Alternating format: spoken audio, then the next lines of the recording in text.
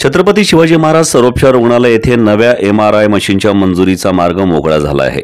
येथे सध्या कार्यान्वित असलेली मशीन साधारण 12 वर्षे जुनी असून कालबाह्य झालेली ही मशीन वारंवार दुरुस्त करून वापरण्याचा प्रयत्न होतो। मात्र गेल्या काही दिवसांपासून येथील MRI मशीन बंद असल्याने सोलापूर जिल्ह्यासह शेजारील कर्नाटक आणि तेलंगणातील हजारो रुग्णांना मोठ्या अडचणींना सामोरे जावे लागत आहे।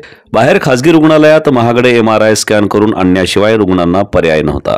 सोलापूर शहर मध्यचे आमदार देवेंद्र कोठे यांनी राज्यस्तरीय नियोजन समितीच्या बैठकीत या प्रश्नावर ठोस भूमिका घेत सोलापूरच्या सिव्हिलसाठी नवे MRI मशीन मंजूर करून घेतले। राज्याचे उपमुख्यमंत्री तथा वित्त व नियोजन मंत्री अजित पवार यांच्या प्रमुख उपस्थितीत पुणे विभागीय आयुक्त कार्यालयात झालेल्या या बैठकीत आमदार कोठे यांनी सोलापूरच्या रुग्णांसाठी MRI मशीनची तातडीची गरज असल्याचं स्पष्ट केलं।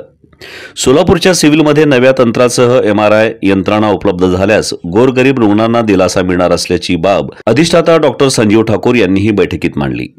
आमदार कोठे आणि अधिष्ठाता यांच्याशी झालेल्या चर्चेनंतर उपमुख्यमंत्री अजित पवार यांनी संबंधित विभागाच्या सचिवांना त्वरित निधी मंजूर करण्याचे आदेश दिले।